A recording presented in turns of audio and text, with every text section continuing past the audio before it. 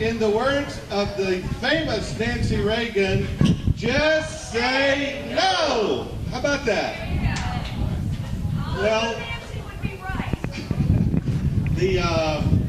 my friend and our next Congressman, Jim Bryan, is passing out to each of you that want one a summary of these 11 amendments. The summary that you're having given to you has been made by the League of Women Voters, a non-partisan organization. And this League of Women Voters, a non-partisan organization, indicated that their recommendations was on each of these amendments, no.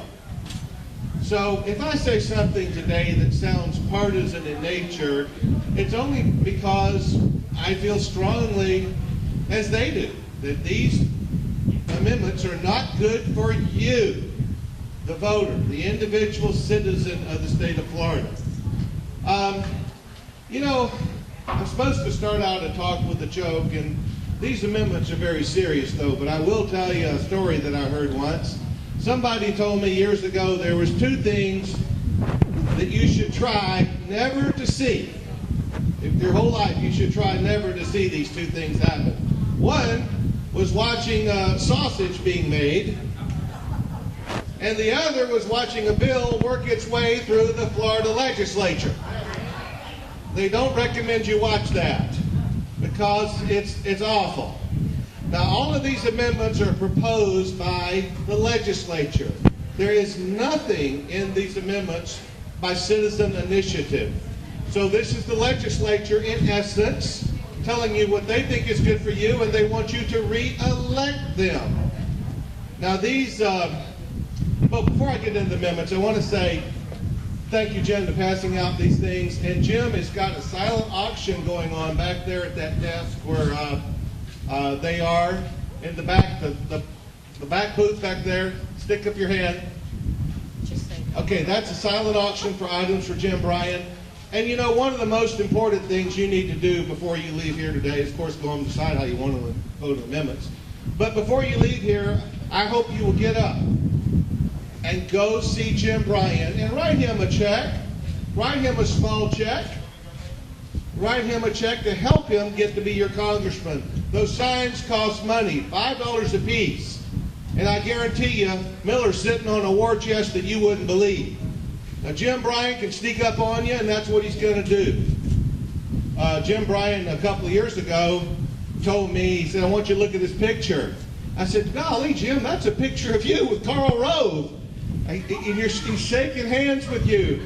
I said, how did you get your picture made with Karl Rove? He said, well, it was at a Miller function, and I just snuck up there and got with him. And he said, hey, I hope you're voting for Miller. He says, no, actually, I hope you vote for Miller, son. He said, no, really, I'm Jim Bryan. I'm running against him. And he said you could just see Rove shake.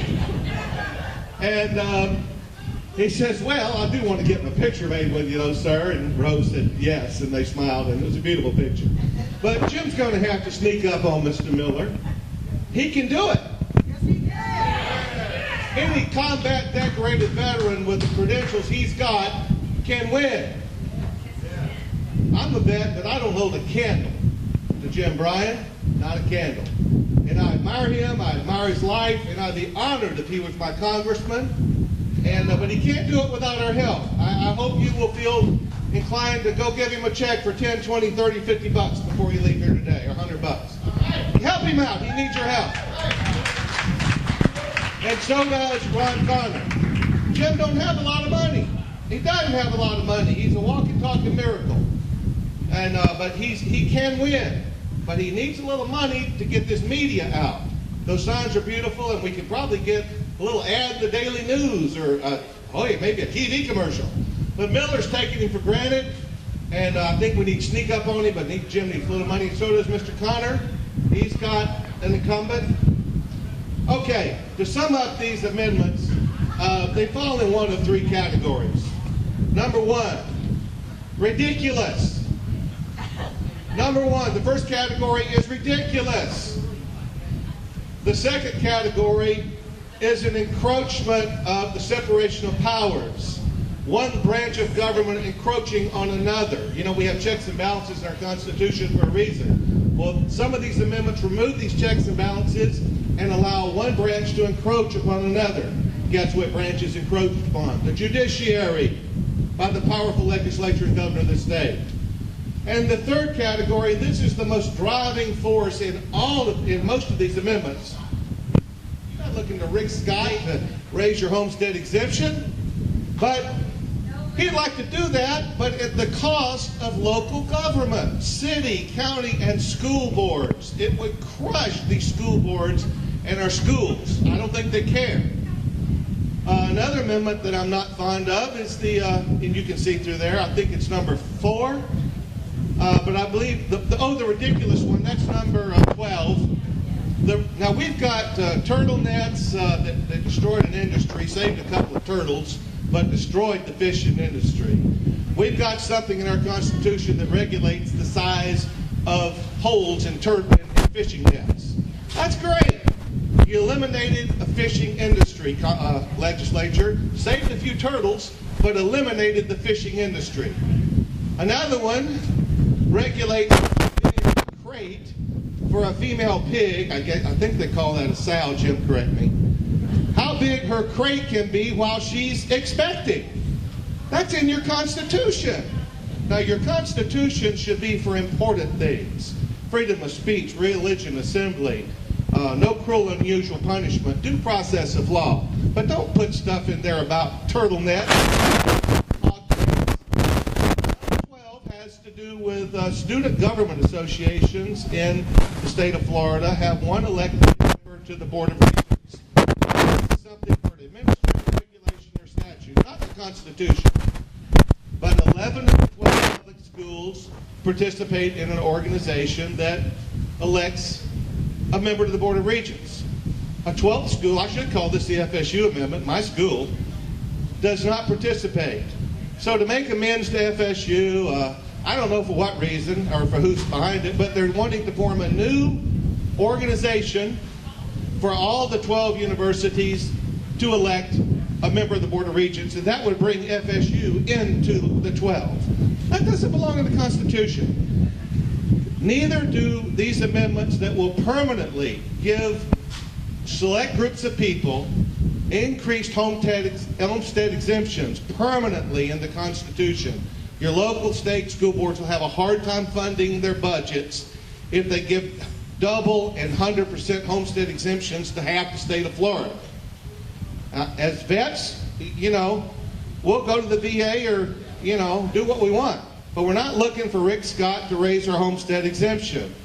That one, you'll find it, says, to get an increased homestead exemption as a vet, you have to have served in combat and a couple of other things and been overseas, but you had to have been a resident of the state of Florida at the time you joined the service. This particular amendment increases this exemption to every veteran in the state of Florida. Well, that's just going to destroy local and county government. I'm skipping around. Now here's one that's kind of near and dear to my heart because my wife's a school teacher. I think it's number 8. Let's see.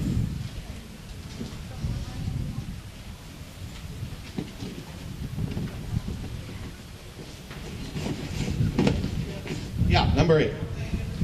Now, we have something in our Constitution which prevents people from taking vouchers and giving them to St. Mary's and Rocky Bayou and religious schools and private schools. This amendment would allow any parent from a failing school to take their voucher worth $4,000 or $5,000 and take it to any school they want to in the district, including a religious or private school. Well, that sounds great, but what does it do? It destroys the budget of the local school board. If you want to put your kid in St. Mary's and learn about God and Jesus and the Bible, I'm all for it. In fact, the best thing you can do is buy a Bible and read it at home, teach it to your kids. But not at taxpayer expense. Taking taxpayer money and giving it to a church. It violates the sacred principle of separation of church and state. It's something that we came from England to avoid. And now they want to put unconstitutional things in your Florida Constitution. Just so they and all their rich friends can take their tax money and go to St. Mary's. It's not right. Number one, they should be ashamed. Amendment number one, they should be ashamed of this amendment. They want to opt out of the president's health care plan. They're asking you to vote to opt out of our National Health Care Recovery Act. Well, my gosh, the Supreme Court of the United States just said it was constitutional. Therefore, this is an unconstitutional amendment. And it makes no sense, but they're just trying to be obstructionist to President Obama. So, if you look at these amendments, you'll see that they're all designed to buy your vote. If you're a low-income earner, a vet, a survivor, a widower, or a widower of a first responder. They're pandering to firemen, policemen, vets, because they want to buy those votes. They just want to get reelected. They have their reasons for going to Tallahassee. That'll be another speech. I won't give it today. But these legislators have their reasons for the power that they love in Tallahassee, the nirvana that keeps them going, and other things and perks in Tallahassee. Another speech. But these amendments are bad. And Nancy Reagan says just say no. So does the League of Women Voters. And we as good Democrats, I think we would agree.